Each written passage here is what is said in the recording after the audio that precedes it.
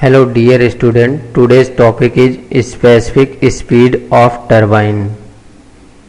In this session we will discuss about the definition of specific speed, derivation of specific speed and significance of specific speed, why this is used, where this will used.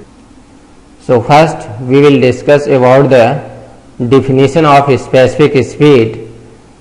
The specific speed of turbine is defined as the speed of a geometrically similar turbine that would produce unit power under unit head at maximum efficiency.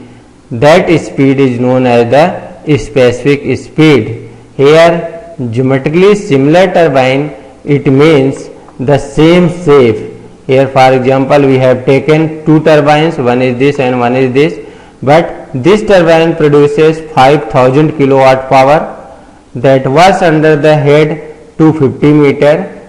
Then this speed is not known as the specific speed. Here similar another turbine has taken that produces unit power 1 kilowatt power that was under unit head. Then the speed of this turbine is known as the specific speed because this turbine produces unit power under unit head.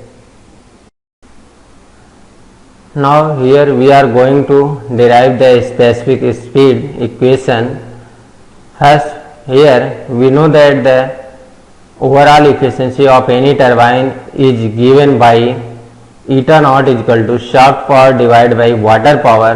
Shaft power is P divided by, here water power is rho g q h divided by 1000, where rho is the density of water, g is the acceleration due to the gravity, q is the discharge and h is the manometric head. Therefore by rearranging this equation we get here P is equal to eta naught into rho g q h divided by 1000. By eliminating all constant from this equation we get here proportionality. P is directly proportional to q into h because rho g eta naught all are constant for any turbine. Therefore we get P proportional to q into h as rho and eta naught. We know that this is the constant. This is equation number 1. Let d is the diameter of actual turbine runner, b is the width of the actual turbine blade, n is the speed of actual turbine, u is the tangential velocity of the turbine wheel, ns is the specific speed of the turbine, v is absolute velocity of the jet of water. Then here velocity of water is given by v is equal to under root 2 g h.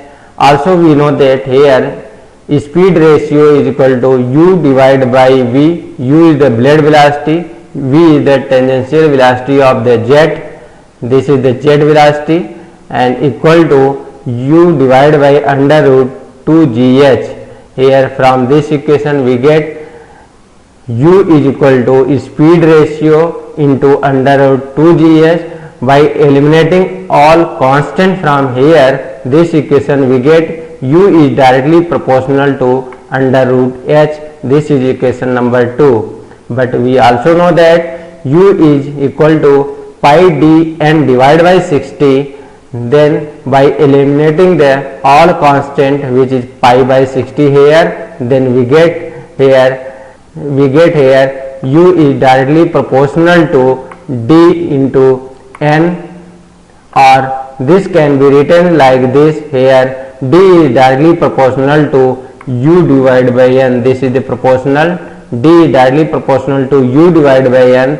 Therefore putting the value from equation number 2 we get here d is directly proportional to under root h divided by n. This is equation number 3. We also know that the discharge through turbine is given by Q is equal to pi dB into Vf, that is flow velocity.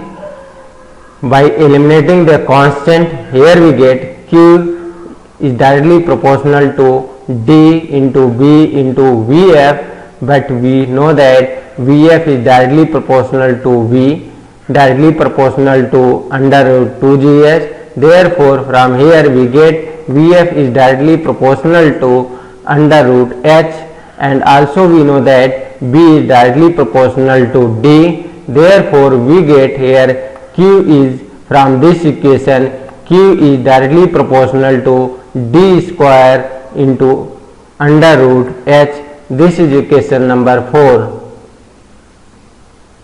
Now putting the value of D in equation number 4 from equation number 3, here we get Q is directly proportional to under root h divided by n का whole square into under root h. Here we have put the value of D from equation number 3 in this equation number 4. Therefore, Q directly proportional to h divided by n square into under root h. By rearranging this equation, we get here Q directly proportional to h की power 3 by 2 divided by n square. This is equation number 5. Now substituting this value of Q in equation number 1, here this is P directly proportional to Q into h. This is equation number 1. Now putting the value of Q from equation number 5, here we get P is directly proportional to h की power 3 by 2 divided by n square into h. Here we have put the value of Q from equation number 5, we get this. Now rearranging this equation, we get here P is directly proportional to h की power 5 by 2 divided by n square.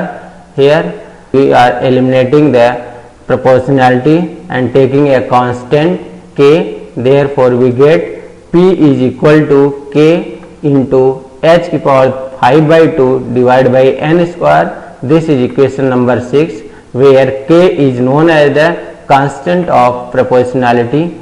If P is equal to 1 kilowatt and h is equal to 1 meter, then n speed is known as the ns specific speed, because we know that the speed of a turbine is known as the specific speed if that turbine produces unit power under unit head. So here we have taken P is equal to 1 kilowatt and h is equal to 1 meter, and the speed of the turbine is ns. Substituting the value in equation number 6, we get here 1 is equal to k into 1 power 5 by 2 divided by ns square. By solving this equation, we get here k is equal to ns square. Now putting this value in equation number 6, here we get P is equal to ns square into h की power 5 by 2 divided by n square.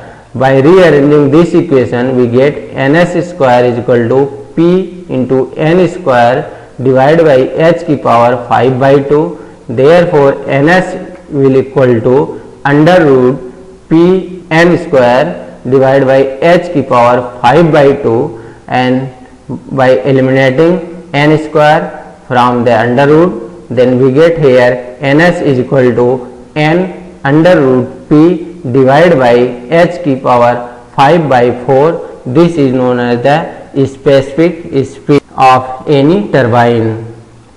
Now here we have come to the significance of specific speed. The major role of the specific speed or in selection of turbine. Here we can see the specific speed of turbine plays an important role in selection of the turbine. By knowing the specific speed of turbine, the performance of turbine can also be predicted. Here we have taken a table. In this we have mentioned the turbines and specific speed. You can see here for single jet of Pelton wheel turbine, specific speed is varies from 9 to 29, but for with two jet Pelton wheel turbine, specific speed is varies from 26 to 40, but with multi-jet Pelton wheel turbine, specific speed is varies up to the 67. Here for Francis turbine, that is also known as the mixed flow turbine, the specific speed of Francis turbine is varies from 60 to 400. Here next one is the Copeland turbine, that is also known as the axial flow turbine. The specific speed of this turbine is varies from 250 to 850. This value you can see in some books up to the 1000. It means this is the range where you can see here. In case of Kaplan turbine, you get the maximum specific speed, and in case of Pelton wheel turbine, you get the lowest specific speed. Now class is over. Thank you for listening.